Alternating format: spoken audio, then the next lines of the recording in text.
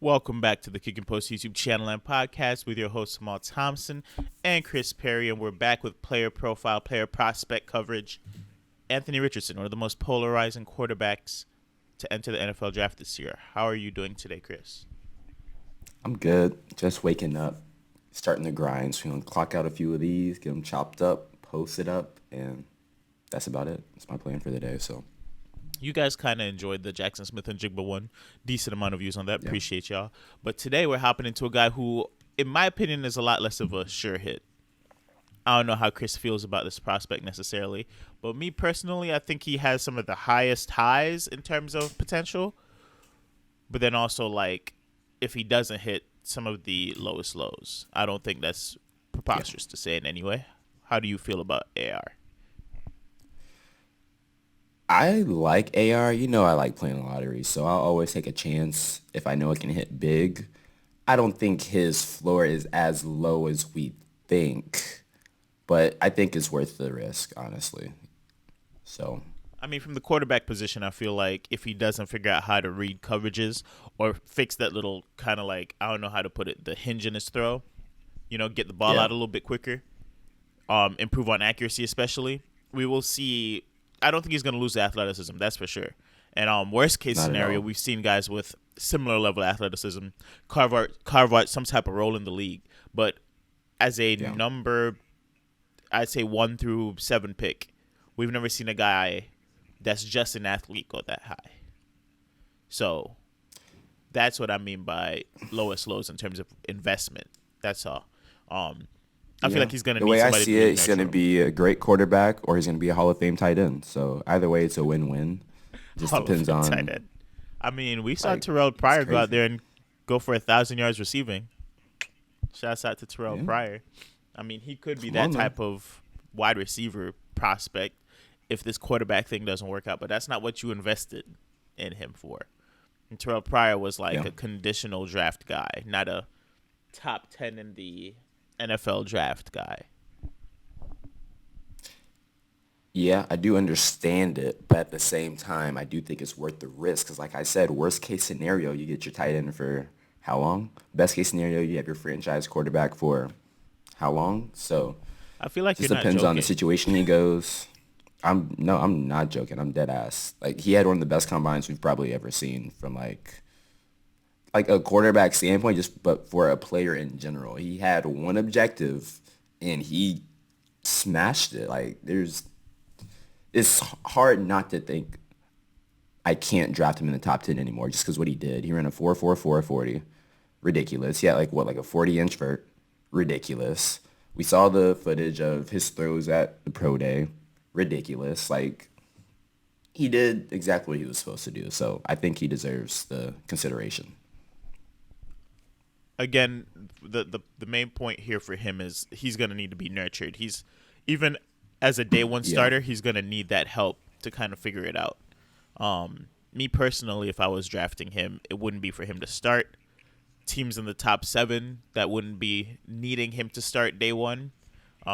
Actually, the Panthers signing Andy Dalton, they could get by. I mean, they know they're not going to be playing for the playoffs this year, so I guess they could technically force a season of Andy Dalton and pieces to play while AR kind of figures it out. I know that's not their intentions, though. You have Vegas, who's also been rumored to be interested in AR. Same situation. They have Jimmy Garoppolo out there.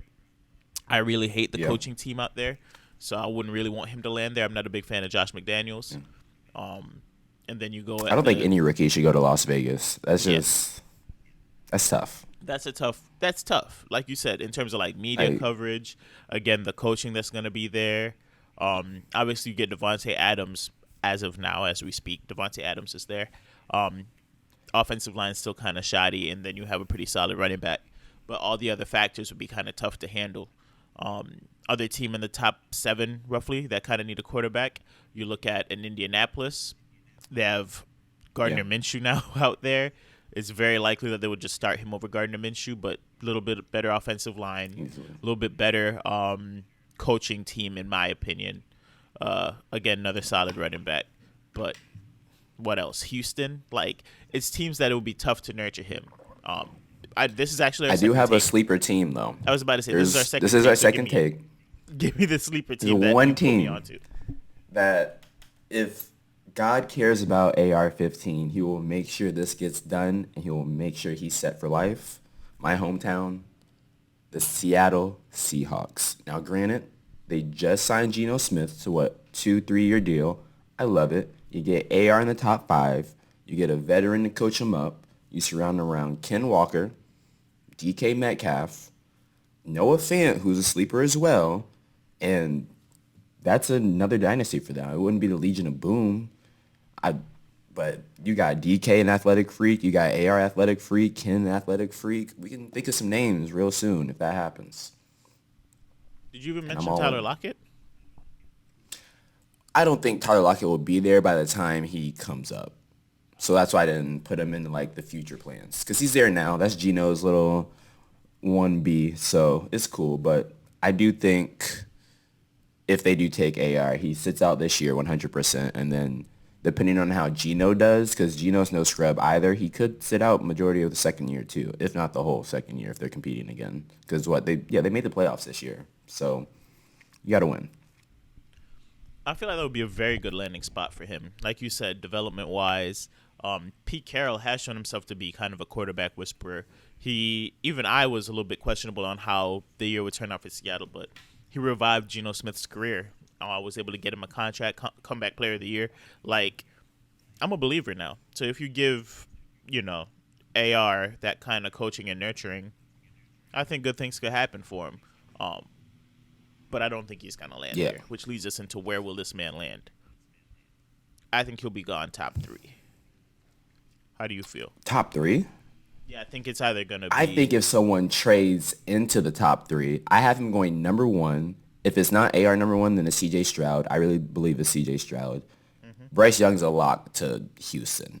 I don't think Houston has the history where they can take the risk on a player like AR-15, whereas you get a Heisman winner out of Bryce Young. You know exactly what Bryce Young should be, so definitely the safe bet, take him. And then that third spot is what, Arizona? I do think Arizona trades out because they don't need a quarterback. Colts, personally. Yeah. I think the Colts are going to have to move one spot up, just make sure no one else does. And then I hope they take AR, but I wouldn't be surprised if they took Will Levis. Really wouldn't. If they I'd probably throw up when I hear the stay name. at the 4th spot. That's the thing. They don't. The way I've been seeing other teams talk and other analysts talk, someone should be moving up to that 3rd spot. So if you are the Colts and you really want Levis, giving a little bit extra just to move up to that 1 spot will be worth it. Considering now if Arizona has moved back to the 8th, 10th spot, then they're out of the top defensive player market. Because they can still get that at 4. They can still get that at, I think 7 or... for Vegas, yeah. Yeah, 7 for Vegas. So it just depends. I do think someone trades up to that 3rd spot, though. And I think the Colts are aware of that, too. So instead of hoping you get your guy, just go get him. And that's not too much of a premium, just 1 spot. Yeah, I wouldn't really be...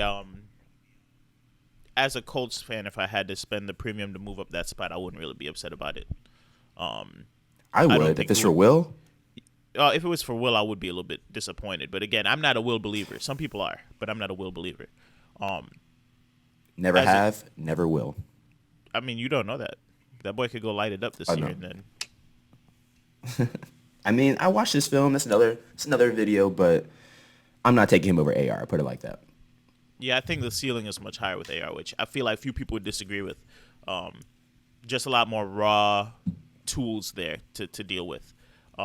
In terms of rookie draft and dynasty, I am willing to pay anyway from the 5th pick if Njigba's gone to the obviously wherever else he lands. So the earliest I'll take him is the 5th pick as long as Njigba's gone. Outside of really? that, I got the 4 in a lot of my leagues, and I'm really considering taking him just because he is 1-1 talent at that 4 spot. Like, if the situation is right, I'm gonna pull the trigger. I love Gibbs, but the value, QBs are assets. What I could really cash out in a year or 2 is what I'm really looking at. And I hear you, and I'm not saying Njigba's Justin Jefferson, but if you're able I've heard that. If you're from Bobby Woods. Yeah, nah, he's not Justin Jefferson. I hope you're watching, Bobby. Yeah, No, he's not Justin Jefferson. He's talented. He could do a lot of things, he ain't and I feel Jettis. like he'll be very, very good in the league. But the measurables aren't there. Yeah. Anyway, that's kind of wild. You Yeah. completely I threw me know. for a loop. He thinks Njigba is Justin Jefferson. He tried telling me that. I'm like, brother, don't ever. He's He's like, well, some good. people are saying it. I'm like, Bobby, who? He's Who, Bobby? good, Let me bro, but know. he's not Justin Jefferson, He bro. ain't Jettis. No. But I am saying you could get that level of production potentially receiver wise at the 5th pick in the draft, and if he lands in the right Yeah. situation for that, I would be willing to take him over an Anthony Richardson.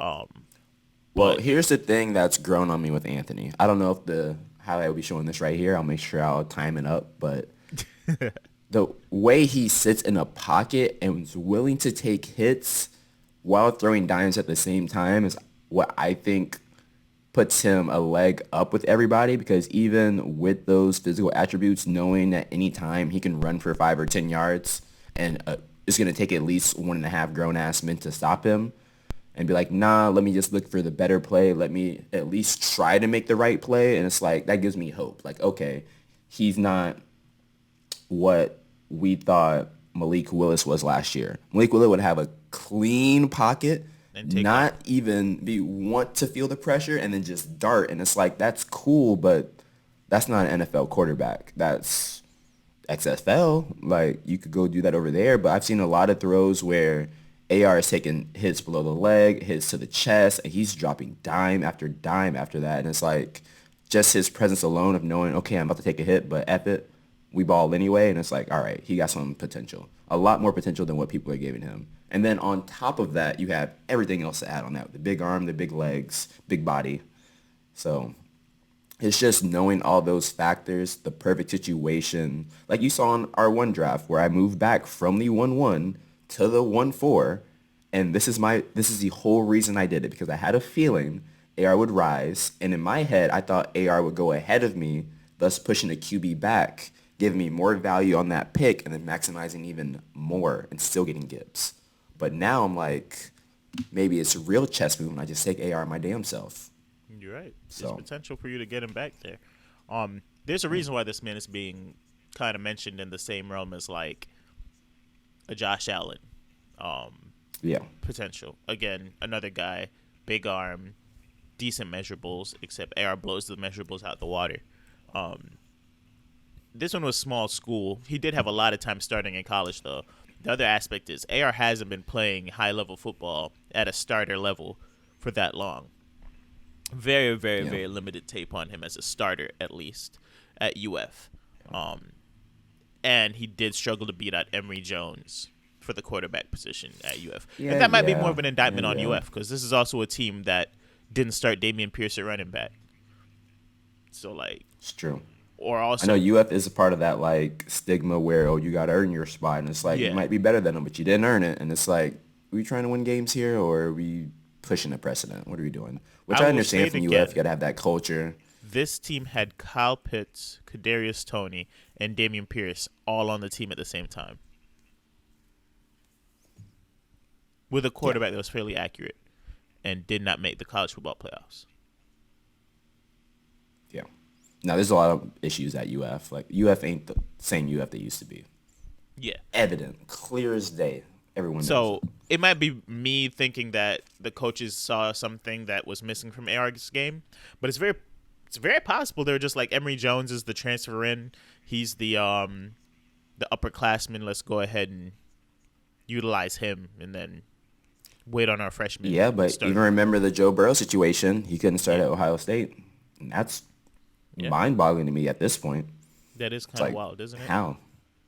Yeah, he had to 'Cause leave to JT start. Barrett was Like, that dude. I mean, let's not sleep. Like, Ohio State had good college football quarterback play, so it's hard to break into that quarterback room. But you know, yeah, Um, it's a long line over there. so you're saying I do- 1-4 and down. That's your AR pick, regardless. Yes, 1-4 down, and then the same situation with like the Josh Allen comparison. We all remember Josh Allen his first year. Yeah. Horrendous. Egregious. So Well, even not if you everybody don't remembers, want yeah. to, Yeah, even if you don't want to spend that premium on him, like if you draft AR, you Be patient. cannot trade him away until he hits his ceiling. Like you're all in. So the same thing with Josh Allen. He had a horrible year. If you can't get AR this year's draft and he gets into a situation where he does have to play this year, it's not going to be pretty. Like, I don't even want you to think it will be. It won't. It never is for any quarterback their first 4 games. Like a Deshaun Watson, who was all pro at one point and looked like Sean John last year. So that's another time to buy him. Yeah. Just, you got to pinpoint your timing. Like, the talent is there. You see it. The potential is there. You see it. Just be patient, especially if you're in a dynasty league. If I'm spending the 1.5, I am going to be patient with Anthony Richardson. If I don't get Anthony Richardson and somebody starts selling him in the season because he's struggling, but I see, obviously I'm going to be watching tape in games to see kind of where he's at. I'm willing to, potentially throw a little offer out there to see what I could get him for. Again, his peak is Josh Allen with higher measurables. We got to see the throwing motion get solved a little bit and stuff like that. A comp I really like, I don't know if I've heard it out there, is kind of an athletic Ben Roethlisberger. He'll be able to extend plays. He does hang in the pocket quite a bit. Like you said, big body takes more than, a little arm tackle to take him down in the pocket. So I feel like he could at least be big body and stay in the pocket. He'll have to be a little bit more accurate. Again, kind of learn the speed of the NFL, but I could see him being a guy that just extend plays and if guys get open, hits them in space. His low is poor man's RG3. He'll be able to run the read option. He'll be able to kind of, earn first downs with his legs and stuff. But the passing aspect's going to leave a lot to be needed. I mean, maybe I'm just a fan. Bruh has a pretty ass ball. Like, I know you saw his throws, man. He has a little bit of a hitch in his throw that gives me a bit of room to pause. But the ball though. If they figure that out. Ball though. What? But the ball though. Let me know how you feel. What do you mean? Like the way his balls are delivered is just because I used to be a receiver and I'm seeing these guys catch them and I'm like, damn, that's just a nice ball. Good. I'm just saying great. The passes even that I've with seen the him hitch, hit, great. He's either been in wide open pockets or the receivers have not been in NFL windows. Yeah. It looks beautiful. I think there's one clip. One clip where you hit an NFL window, over a little middle linebacker and 2 safeties clamping in. That's the throw I'm talking about where he was in the pocket, got hit, and made this one. I'm going to put it right here, too. I saw that one. Yeah, I saw that one. Yeah. He got it. He got it. I'm liking it. Someone got to support my dog. I'll be the one. So. All right. Well, if you feel like he's there and that's what his skill level's at right now, then the 1.4 or where I'm saying 1.5 and down in rookie drafts is the ultimate steal. Because yes, Bryce Young gives you that security. And CJ Stroud also gives you that stability we feel in terms of his feel for the game and stuff. But if you could get I love Stroud. This level athlete, dual threat, and with the arm, and like you said, in your opinion, already has the ability to fit these passes in NFL windows, then getting him as the third quarterback off the board and the potentially fourth person drafted, that's a steal and a half. So we'll see. Time will tell. I'm not that much far off than you. I'm saying outside of Jackson Smith and Jigba, 1.5 and down, I'm good with it, So that's just me. Yeah, I think the real winners out of all of this is whoever has the 1.6 pick because AR definitely worked his way into the top 5. I think it's going to be Bijan and then 3 quarterbacks, Young, Stroud, AR. And then you have your choice of JSN or Gibbs. So, we bring up the Teal and Steel League a lot. I feel like the first 6 picks have kind of been mapped out. So if you have the 7th pick, there could be some value back there for you too as well. Put it that way. Is someone taking Will in that one? No. He's not even in the mentions. So we'll talk about this afterwards. I need to know what that list is looking like for Teal. So yeah, I won't put too much out on tape. They be listening. They be listening and tuning into the vids a little bit. So let me keep a little bit hush hush. But based on some of the movement and some of the deals being made and some of the things I've heard, the 1-7 pick is something that I'm very happy that I have now, because I might have my choice of a few prospects back there. But again, we'll talk in future prospect videos which guys we feel will be back there at that pick, or who I'd be willing to invest at the 1-7. This has been Kick and Post, player prospect coverage, player profile coverage. AR, again, the most polarizing quarterback to enter this draft.